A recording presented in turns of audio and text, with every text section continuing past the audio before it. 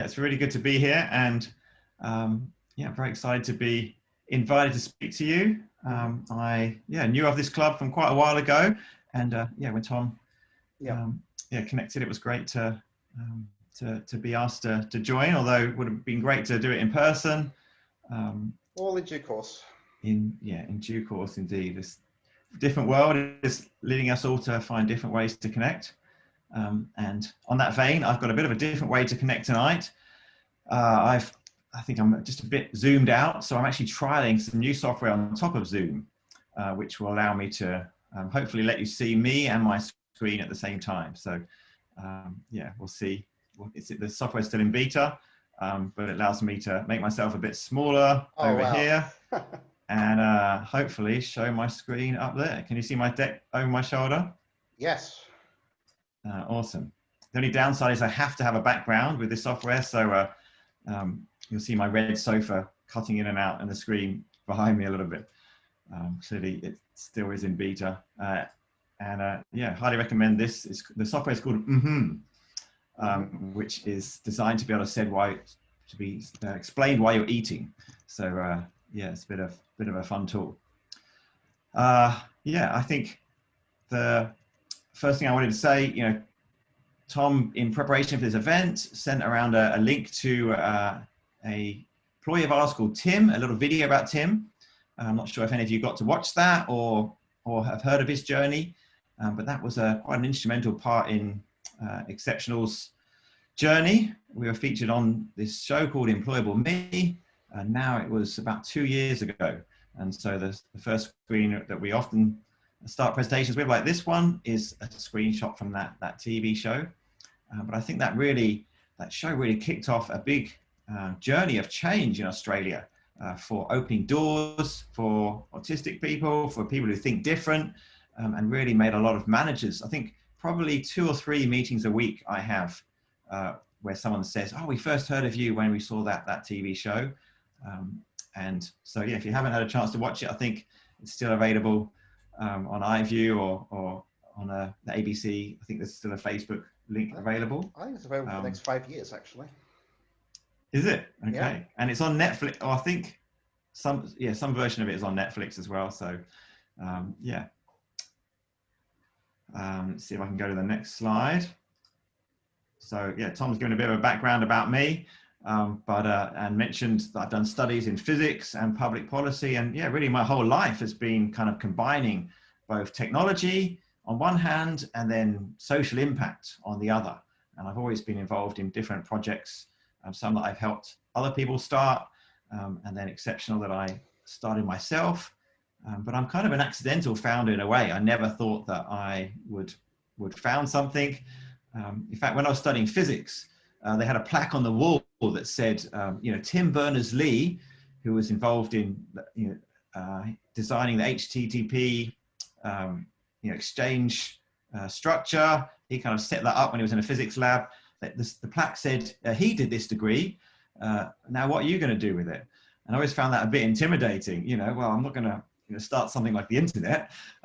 He's a pretty incredible guy. So, but that was always in the back of my mind. Maybe I would one day. And here I am. And really a big part of that is the biggest inspiration for me is my sister, Sarah. That's me pictured with her on the side of the screen. She is, pretty amazing individual, pretty inspiring, and we're very, very similar in many ways. I mean, genetically, we share a lot of genes, and I could see so many ways we were similar, and yet just for slight differences in the way that she thinks, the way she works. She is autistic, and she struggled with school, didn't finish high school in the same way I did. I went on to college and multiple degrees, and yet I'd often think, wow, life has really dealt a different hand to her, and yet often I would see her thinking in the same way as me and just struggling sometimes to articulate things. So she struggles with job interviews, and that's meant that she's struggled with her career journey. And there was a point about 4 years ago when I was just moved to Australia, and I was job hunting myself. And I went for something like, I had about 30 different interviews. I kept coming second for different jobs. I thought, man, this is really hard. I just moved to Australia. So a lot of people said to me, yeah, you've got degrees for Oxford and Harvard, but like, what have you done in Australia? I'm like, well, I've just got here, so not very much. A lot of people really wanted to know what my experience was. And I, explain experience I'd had overseas. I've now lived in 4 countries, but a lot of people wanted to know, what have you done here? And so, yeah, and it was around that time that I also learned a bit about what it's like for autistic people to go through employment. Let's see if I can flick to the next slide. So I saw this show like the one I mentioned that we were on and Tim was on. Earlier in that, there was a version in the UK. And this chap, Brett, was featured on it. And yeah, I learned a bit about the struggles that Brett and the other characters had on this show with employment. And I started looking at it, I thought, wow, if it's this hard for me to get a job as a new migrant, someone with multiple degrees, like how much harder is it for my sister? And yeah, I remember watching Brett, and he was going for an interview and he was asked, how do you compare to the other job seekers? Who are, how do you compare to the other candidates going for this job? And at first I thought, what a difficult question. He's not met them. And that's exactly what he said. He was very frank. He said, well, I can't answer that. I haven't met them. And you can see the interviewer was kind of, that's not the answer they wanted. But I suddenly thought, he's going for a job in a tech firm. If I was interviewing someone, I've always worked in technology. If I was interviewing someone and I wanted them to be analyzing data, I wouldn't want them to give a knee-jerk answer. I'd want them to say, I don't know. I haven't met all those other data points. Let me see those data points and I can give you an accurate analysis. And so I thought, wow, even though he's not given expected answers in an interview, actually the way he's answering is just what you'd want for someone in some of the positions that I've worked with in the past. So yeah, really got the brain churning for me. And then I think the last straw that kind of pushed me into founding Xceptional was my sister, Sarah, was let go from yet another job. In this particular one, she was working as a cleaner in a school. She wanted to be a teacher or a teacher's assistant, so she thought, this will at least get me into the school. And one shift, they said to her, Sarah, we've done a messy craft activity today. We've got really dirty tables. There's glue and glitter everywhere. We need you to thoroughly clean the tables. And the next day they came in and those tables, they looked immaculate. You could see a face shining in them. But she hadn't emptied the bins, she hadn't wiped the whiteboard, probably was a blackboard in those days, going back a few years, and she hadn't tidied the teacher's desk, she hadn't done the other things that were implicitly part of her job. And this was mentioned when they let her go. They were trying to give her feedback, but I got quite frustrated. You're not understanding my sister. If you're really clear in what you asked her to do, she would be the most amazing employee. And so I saw that they were not just giving her a hard time in a sense, but they were also not really utilizing her strengths and setting things up in a clear way that works for her. So I thought, well, there's a real missed opportunity here. And I, living the other side of the world for my sister, there's only so much that I can do for her on the phone from a distance. So I'm like, right, I'm going to start a company that shows you can do things differently and help to lead global change that hopefully will impact my sister and many others like her. So the idea of Xceptional was kind of born out of that moment. But even then, I thought, I never saw us being on TV, and so I never saw us growing as big as we have, having the impact. It was really kind of accidental in a sense. In fact, in the first about 4 months into getting started, I heard about this TV show that was being done here. I think I had 4 different friends that said to me, oh, you should, see if you can find an employee through this show. You should connect in somehow. And I kept saying, no, I've been in startups before where they've got TV coverage. It sends things through the roof. We're too early for that. But I think the 5th friend that I had suggested it to me, I was like, okay, I'm just going to call them up so that the next person I can say, that door's already closed. And sure enough, the producer said, no, all the filming's already lined up. It's already sorted. So yeah, that was, I'd done my bit. But then she called me back a few days later and said, actually, one of the people, his name's Tim, he was going for a job with a software company and they needed him to work in the office. But Tim really struggles with commuting and is really touch sensitive, really struggles to travel on a train during rush hour.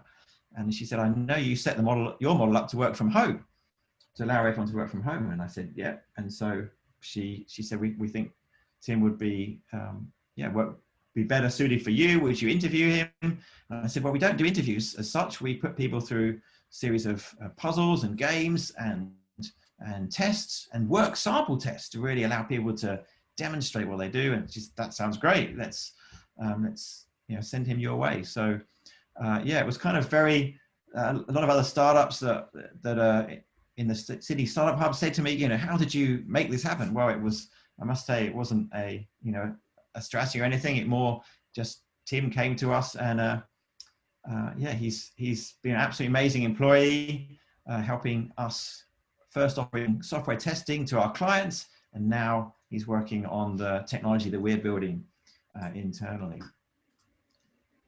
So yeah, every day we're going into companies, and I'm really sensing this change. We're starting to get more and more people that are open to hiring people that think differently. And yeah, we're getting so many job seekers are coming to us and saying, I've got some experience. I've got, in some cases, multiple degrees, but really struggling to get the positions that I'm wanting. So it's a real privilege to be able to play a part in that and connect people together. And with my sister, she was offered a lot of entry-level jobs, particularly that ended up meaning retail jobs or working on a factory line. And I thought there's got to be, my sister in retail, she's dealing in a shop with sometimes 100 people an hour. For her strengths, that's not really ideal. And she's got so many amazing skills that are not being used in those roles. So one thing I want to do is carve out new entry-level roles. There's not saying anything wrong with those jobs, or in this slide being a bus driver. In fact, right now with us all ordering more things delivered from home, it's a vital role. But this chap with degree in law and technology, that was not what he wanted to be doing. So we've really tried to carve out roles that are different ways of entering a career. And Aidan, who featured here, who was covered in the Sunday Telegraph a couple of weeks ago, he's got his first job working as a geospatial analyst. He's actually still in school, really skilled in IT and tech, and in seeing things in visual spatial ways that just really impressed the interviewers. And we end to end got him into his job, assessing him and placing him right at the start of COVID online. That was a real innovation that, a lot of people are having to do everything online like this right now. But back then, we were something actually for all 2019, we were working on putting a whole assessment process, a whole recruitment process, and then placing people into jobs online. The other thing I like about this, GeoSynergy, the firm that Aidan is working at, his boss, really wanted it to be an open role, to be merit-based. And so he put everyone through a work sample test, and he wanted to pick the best person for the job. And Aidan, the way he applied code to analyze an image, and looking at water pipes and tree coverage and how the water pipes and the trees interacted and the roots of the trees, he just really blew the company away. And he's actually in his last year at school, gone to part-time.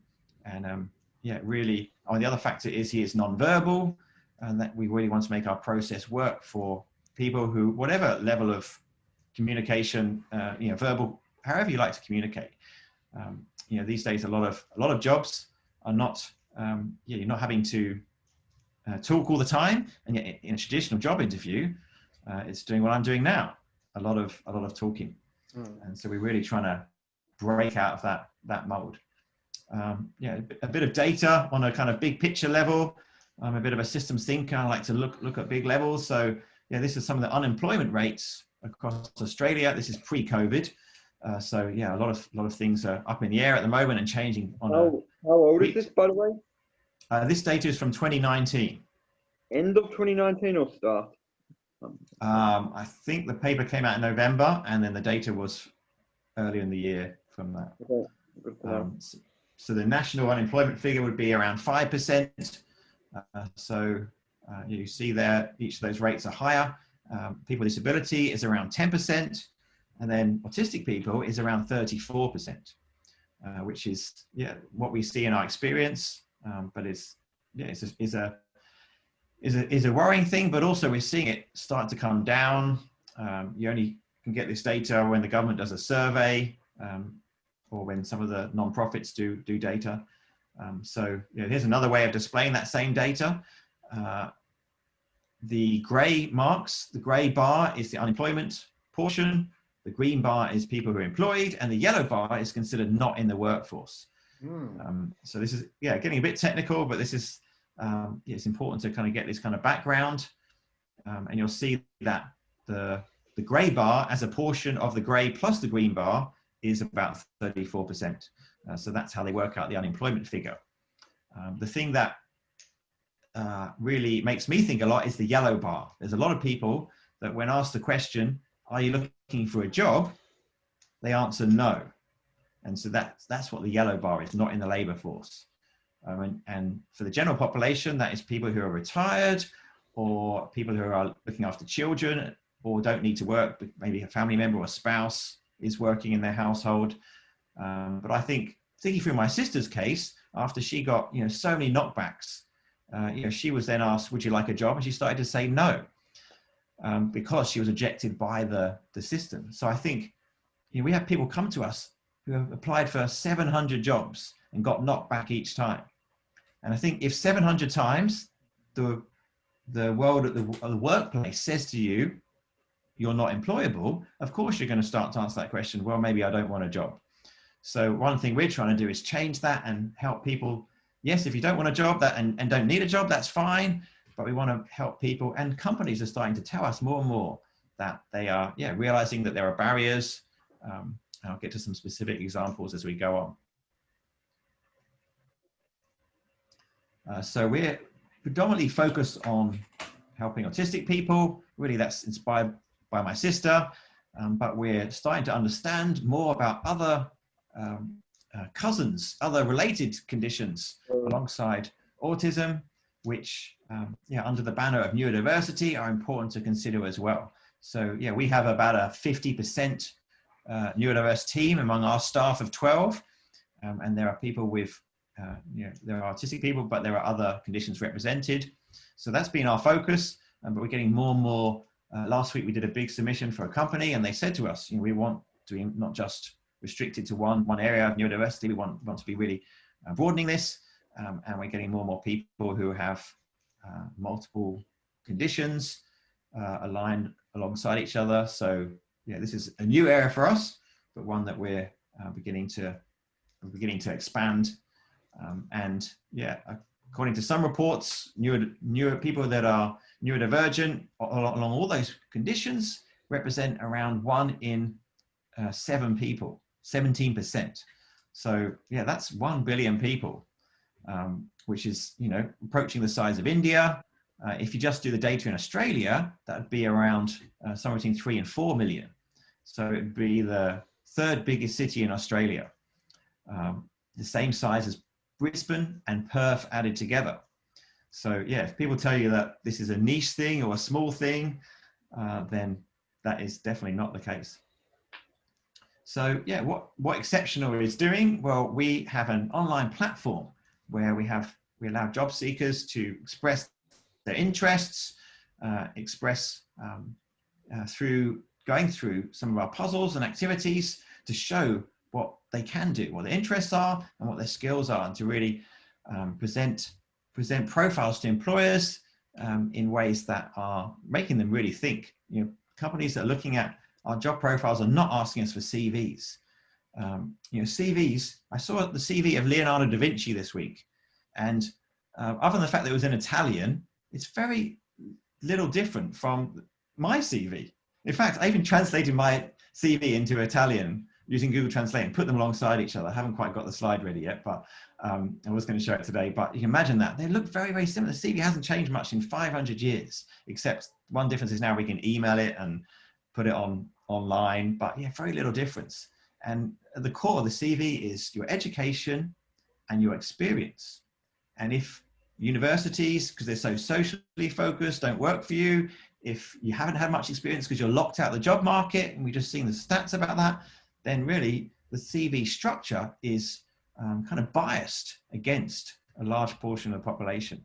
And so we're really trying to show you can do things different. And this is some work that Google's got behind. I'm going to try and flick over to my other screen. Oh, that worked nicely. And yeah, so this is some of the technology that we're working on behind the scenes. We're actually going to be doing a beta launch of this in the coming weeks. If you're interested in being a part of that, please let me know. I'll give my email address at the end. And so, yeah, we ask a job seeker to say what kind of interests they're interested in, what kind of things both within work and outside of work they're interested in, and then we'll show puzzles that will help to draw out the strengths to help understand how someone thinks. So which one shall I show you? Yeah, one of them is a dice puzzle that shows a few dice and then a number that is computed based on the roll of the dice. So this is particularly to help understand if someone's really into numbers, really into problem solving through inductive reasoning. You can see this one here, you're adding up the dice. I think 3 and 4 and 1 is 8, 2 and 5 and 3 is 10. So yeah, fairly simple one to get started. But then as you go on through the puzzle, the complexity increases, and so yeah, the person going through it is pushed to see how they do. But we're not just focused on numbers. We've got other puzzles. Some of these have been shared with us by different psychologists that we're working with. Others our team have developed themselves. As I say, our staff are 50% neurodivergent. Actually, the tech team that are building these is everyone except for one is autistic. And so this one is a visual spatial assessment. So you're looking at how many cars are in the image. And some of them are really obvious. You know, they're parked at the back of houses, but others are hidden away, but you know, close to trees or half parked under trees. And so the idea is to see how many of them yeah, you can work out, you can find.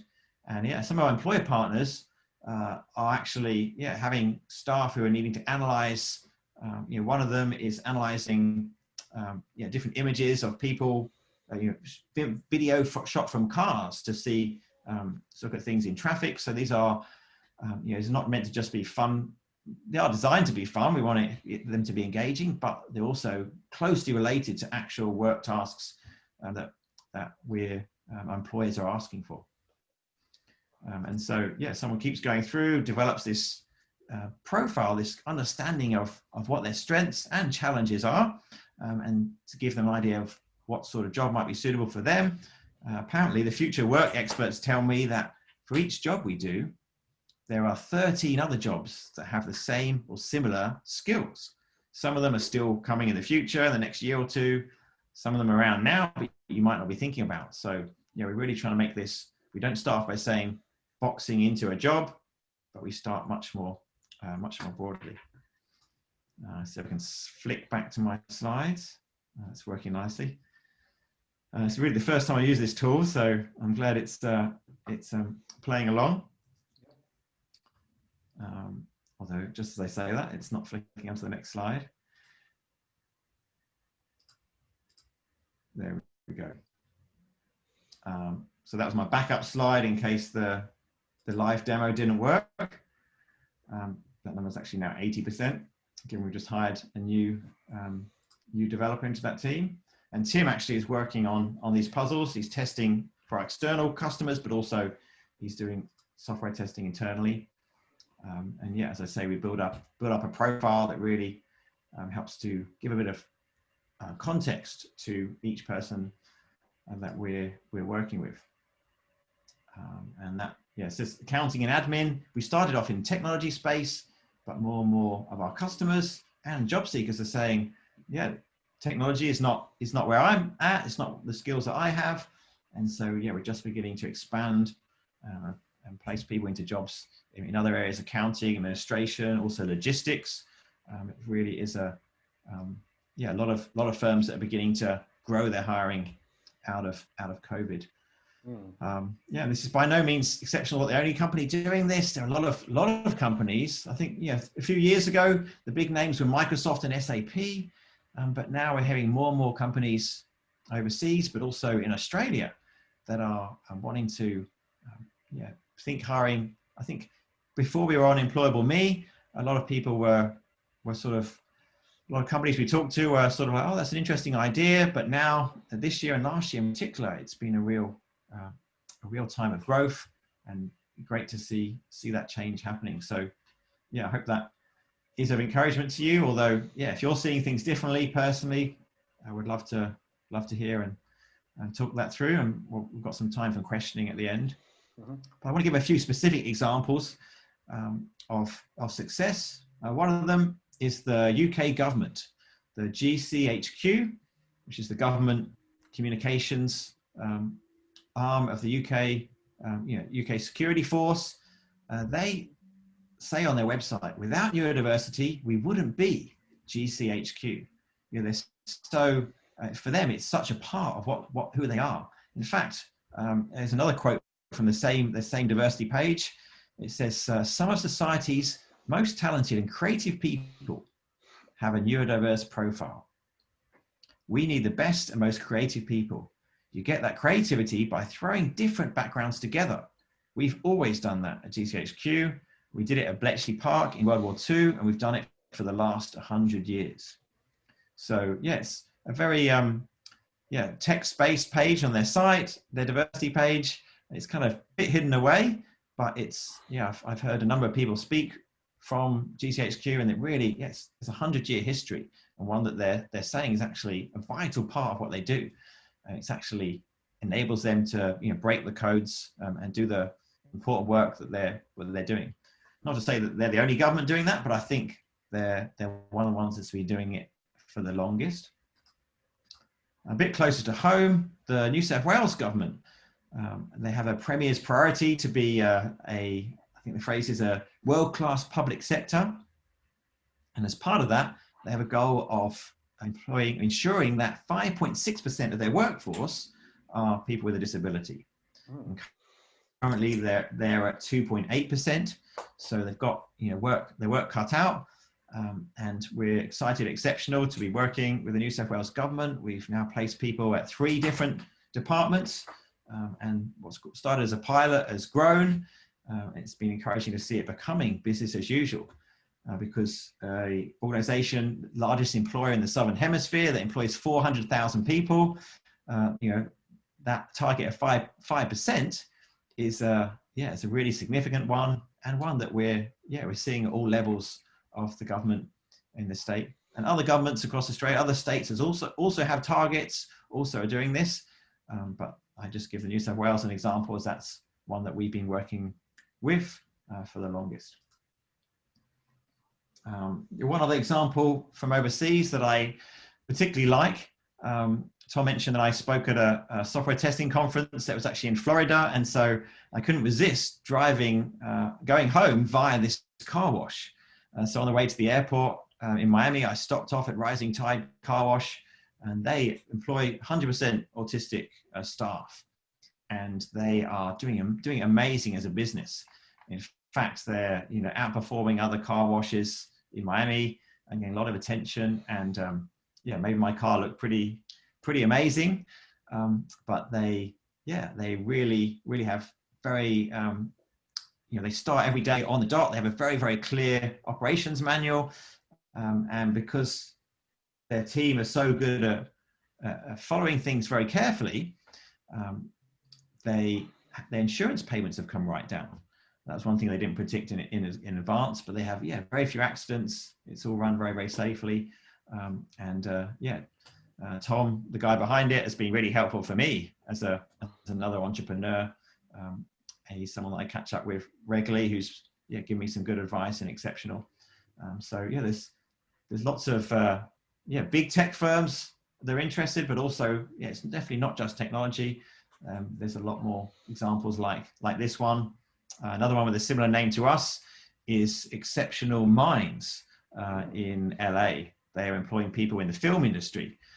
Almost any Marvel movie now, their team at Exceptional Minds is involved in playing some role in editing some of the biggest movies on the planet. One of the questions I get asked the most by companies is, how do we remove barriers?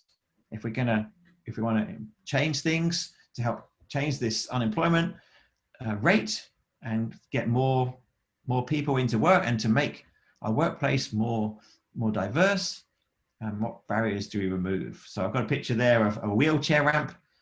I think for people in a wheelchair, they're not that everything's plain sailing, but the world fairly well understands some of the biggest changes that are needed. For autistic people, the challenges I think are, the fact that I get so many questions, I think they're not quite as well known. And we're developing some expertise in this. I'd love to hear your feedback if you have seen things differently or other challenges that aren't mentioned here. I'm just going to highlight a few that we consistently see people having challenges with, and when we make changes, there's progress is made. So I've already mentioned the job interview. Really, changes I see as being made are in two buckets. One is the recruitment process, and the other is on the job or after starting work. So the recruitment process, really, you need an end-to-end change.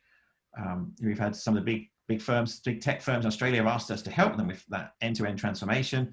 The interview is probably the biggest one, but if you're not looking at how you're analyzing CVs, as I mentioned earlier, people aren't going to get to interview. If your job descriptions are written in ways that don't work, then you're not going to be making sure that you're really wide open to accept people from a whole series of different diverse backgrounds. So the interview is one that particularly comes up with challenges. And so the New South Wales government, as one example, initially said, well, it's the case that they have thousands of people every quarter being interviewed. It's hard to make a change for one person or a few people without making that change for everybody. But thankfully, there's a rule called Rule 26, which allows changes to be made for people that the Premier has particularly said we want to hire from these groups.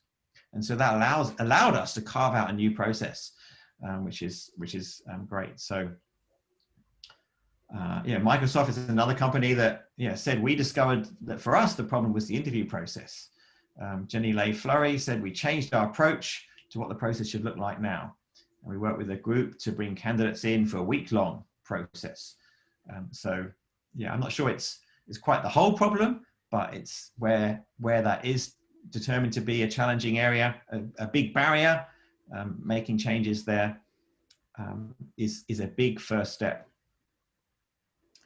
But it's also important, we found as we've got more and more people into work, that you've got to make changes to the workplace as well. So every time we place someone, we'll do a sensory assessment of the work environment. And obviously now with COVID, meaning that a lot of work is a lot of people being allowed to work from home. That's both difficult, a whole lot more complicated to assess the workplace environment when everyone's at home, but also flexible work was one of the big requirements that a lot of people said to us, I need this when going for a job. I need to be able to work from home 1, 2, 3, some cases 5 days, like with Tim and Aidan, a week. And so, I think although, some research from Mel Hayworth and some other researchers last week, they were highlighting the fact that COVID's not all good, and that it does make people more isolated. But I think one of the changes has been the companies are a lot more open to flexible work. One of the people I know who works as part of the New South Wales government, she said, now I have to apply to work from work, whereas in the past, she had to apply to work from home.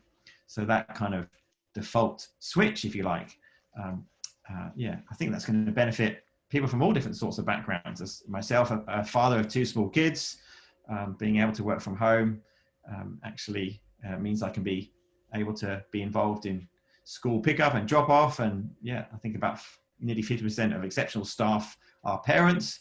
And so, there's been a lot of positive change for this time. The one other acronym I should probably explain on that screen is ATP. Mm-hmm. And this is an acronym that we learned from a chap who works with Walgreens, or used to work with Walgreens in the US. He pioneered a distribution center, so a warehouse that processed pharmaceutical goods. And I think there were almost all people with disabilities working in this warehouse. And of all the Walgreens warehouses, it was the leading one in terms of performance. You know, all the other warehouses started to look at them and go, what are you doing differently? And they started to learn from them. And they said to it, you know, they started to come and visit him, and they're like, what's your secret? What's your technology? How do you employ people who have, you know, different abilities and different ways of thinking so well and outperform all the rest of us? And he said, ATP is my answer. Ask the person. Yeah, ask each individual how to set them up for success. He gave the example of, they had a forklift truck driver who was deaf, and you know, a lot of people said you couldn't have someone who is driving a forklift truck who's deaf. You know, they can't even do the first step of checking that the horn is working. You've got to have a horn every time you go around a corner. And yet this driver said, no, actually, I found a way to do that. I feel the vibration of the horn. So I know it's working. I hit it and I feel the vibration. And just to be absolutely sure, I go up to the nearest group of people and I hit the horn. And if they all jump, then I know that the horn's working. So yeah, this barrier that was preventing him doing that job, you know, he innovated around that. And so, yeah, this leader of this distribution center said, this has got to be, you know, a core part of what we do. Ask each individual. And I think particularly when, you know, autism is a spectrum, everyone is different, everyone has different strengths and areas they need support. And so, yeah, being led by the individual in each case is so important. And then providing support, we provide coaching to each manager and each employee when we put someone into work. And you know, here's a few bits of feedback we get from people who hire through us. You know, they're saying things like, you know, one person, she discovered a critical cyber risk, and yeah, in terms of cybersecurity, really helped that department to strengthen with innovative outside the box thinking. We have one employee, they don't feel they've really found his upper limit in terms of what he's capable. He keeps pushing the bar higher and higher. And so, yeah, it's been really encouraging to see what hiring managers, when they employ through Xceptional, what they're seeing. And yeah, this is our team. Yeah, I want to offer them as a resource. If you're a job seeker looking for work, or next time you are looking to make a change, our team, yeah, really want to help. And they are a huge part in making Xceptional what they are. And it is a massive privilege for me to work with each of them. Yeah, so yeah, just to highlight a couple of people. Sarah is one of our developers. She's been working on that technology that I just showed you, and she is amazing at connecting. You're looking at two different spheres of knowledge that seem disconnected, and she connects them together in ways that, yeah, initially confused me, but then when I finally understand what she's saying, she just, yeah, blows me away with her creativity and yeah, ability to you know, come up with new things. Aaron is one other example. He's our head of growth, our chief growth officer, and yeah, he has ADHD. And yet he puts that down to one of his strengths that allows him to do what he does. I just can't understand how he can keep up with so many companies, the way that he can you know, see. It's almost like he's got all these you know, plethora of TV screens in his brain, and he can just track them. It's just, yeah, a real privilege to work with him and with all of our team. So I think that's my last slide. I've got my email address up there. If you have any questions, as I said, I'd love you to reach out to me if you'd like to help with our beta testing.